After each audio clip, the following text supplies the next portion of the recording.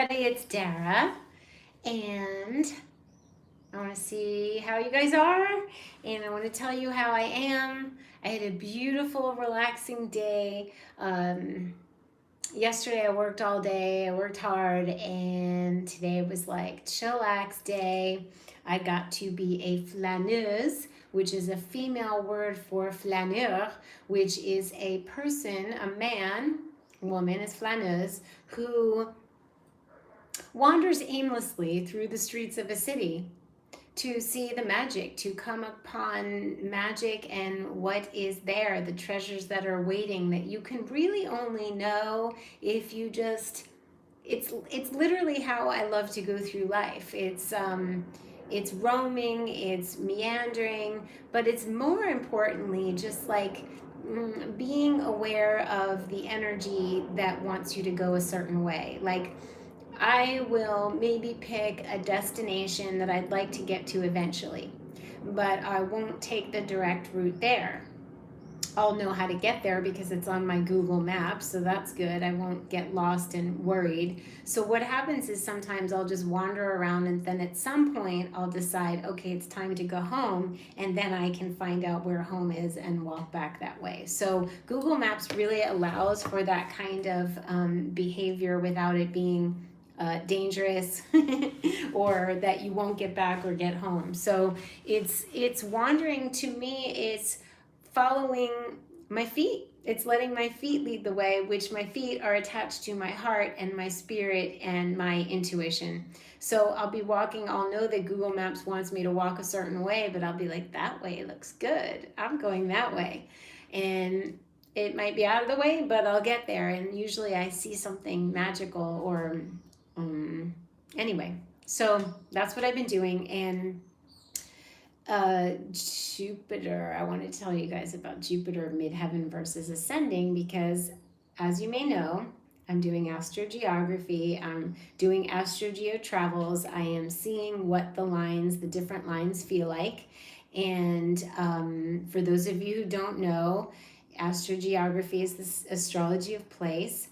And there's certain places that feel really good for us and certain places that don't. And you can look at an astrogeography chart, yours, because yours is unique to you. And in my course, I teach you how to do it yourself. It's a do-it-yourself course so that at any time in your life, you can look up and see what a place holds for you. So it'll hold a certain planet will be running game. And each planet has all of its energy, just a magnitude of all different kinds of energies. It's full, it's big, it's positive, it's hey Lillian, it's there's high sides to them and there's also downsides to them. So the idea is that if we know what we're headed into, we can be prepared and navigate the waters with strength and knowledge and information. And if we do find out that we are living on a not so supportive line for us, or perhaps we're overdosed in that planetary energy, then we can start to plan a trip or travel elsewhere, or at the very least, connect with people who are on the line that is supportive to you, watch movies, listen to music, eat food from that area, and kind of know that what you're experiencing where you are will be different. You will feel like a different person. I once had a therapist say there's no geographical fix, Dara. Like you got to fix yourself wherever you are. And I actually disagree. I actually feel like there's places that just feel better than others. So I have been living on my Jupiter rising line for years, since 2005. And I am now on a Jupiter midheaven line. So Jupiter rising, any rising line is like you, how you're expressing yourself, and people see that. It's what you're putting out there, but it's also what you feel. When you're on a midheaven line, you are like, I am Jupiter. I'm embodying Jupiter. Jupiter's coming out of my pores. It's projecting out, just like it does in California, but it's projecting out. And it gets projected back to me by society. The midheaven is career, society, the world at large. And so I am having a delicious, delightful time out and about, Like I was being a flaneuse and I found an organic cosmetic place. And I went in, I said hi, and then I left, and then something made me go back in again. So I went back in again, and the woman there, I started smelling the perfumes, and they're all natural. And I was just like, there was one called Umami, and I'm like, this Umami? And she said, I know, it's my favorite. And we started talking, and I noticed that I was making her giggle. Like, I'd say something, and she would giggle, and then I'd say, we had this like joyful banter back and forth. And she is represents society, what the people you meet at a grocery store, people, how the world treats you, how it's social media, it's the feeling that you get from being out in the world. And it's 100% different than my Neptune line, where I literally felt invisible. And it is even different than my Jupiter rising line, I have to say, because a perfect example of a midheaven line is the world being able to receive you as Jupiter. I got a message from Departures magazine. They want to write an article on what I'm up to, and that is the kind of thing that can happen on a benefic midheaven line like Jupiter. Certainly could happen on the sun line. On a Mercury midheaven line, your name would be known, like written down, publicized, things like that. So I don't know if anybody's here. I don't see any comments. Oh, there's comments. We have Lillian here. I just wanted to say hi and tell you that I'm experiencing, and I will further share how midheaven is different than, we already know I've had serendipitous opportunities. I've wanted to see an apartment, couldn't get in. The management company wouldn't show me the place, but I went to a diner or a Brooklyn coffee shop in Lisbon, and somehow I happened to ask the man, what do you think about this neighborhood versus the other neighborhood? And he happened to know the apartment that I wanted to see and had the keys for it and let me in. That is so very Jupiter midheaven. It's ridiculous. So I want you guys to know what lines you're living on, because then you can have either like, oh, no wonder I feel this way, I'm not crazy and it's not me. Or you can be like, yes, I wanted that place that I've always wanted to visit, it's there. Or yes, oh my gosh, my boyfriend is from, or my lover is from my Venus descending line. Or oh my gosh, I do get angry with people in XYZ. I've heard so many stories, so many absolute kind of like telling the story of people's lives, like where they've lived, what has happened to them. I have a friend who had an explosive, amazing business deal happen on his Jupiter midheaven line.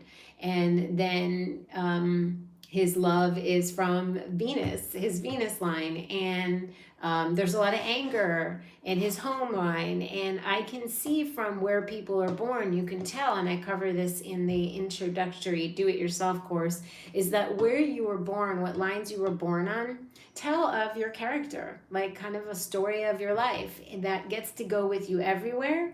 And if it's challenging lines, it will be much better on an easy line. So I think that everybody needs to know what they're dealing with. That's the first thing, right? It's like the feng shui of the world. Like, pick a good place and then do your home and feng shui and eat right and do yoga. But if you are doing all of these things and it's not working, chances are you're on a line that's like done for you. You've absorbed the nutrients. We chose it, our souls chose it. So it's never bad. It's always for a reason, for our highest good. But at some point we can start to say, okay, here's an amazing tool in which to manifest what I want. Like, I've done my body of work, I want to be known for it. Let me connect with somebody on my sun midheaven line, or get the music and the feeling and the energy from that sun midheaven line so I can start to receive more recognition for what I do. It really goes with feng shui so much, because you have the sun line, and in feng shui you have fame and reputation. You have the knowledge line, you have Mercury. You have love and partnership, you've got Venus and the moon. So feng shui can be played out with your astrogeography. That's first, I think. Before you set up your home and you try to do everything right and you realize that nothing's working, it may be because of the place you're living. And if you can't move, don't despair. Astrogeography is still for you, because I talk about in the course ways in which to bring in the energy that you want into where you are now, or to use that energy to plan to get out of where you are. So there's all kinds of possibilities. The possibilities are endless. And I just want people to know that just because you're experiencing what you're experiencing where you are, it doesn't have to stay that way. Big difference from my Neptune line to here, like 100% huge. I'm like in heaven right now. I feel like I'm just landed in heaven, and I was not in heaven. I was underwater. I was having magical experiences, but it was like I could not communicate. Now all of a sudden I want to work. I'm able to communicate with people from afar. I want to make my course. It's a perfect time to do it now with Mercury going retrograde. It's a good time to go over information, to review, to backtrack, to go back over and visit things that you've begun in the past. Maybe not to debut it. It's not the time to debut or sign something or, debut something. So I wouldn't come out with the course, but I would certainly start working on it, mulling it, further refining it, adding to it, going over what I thought I'd say, seeing if I still want to say that. Do I want to add things? That kind of thing will be the next 2 weeks in my teeny weeny little dollhouse abode in this neighborhood that I love so much. So I've been cooking every day here because I love this kitchen.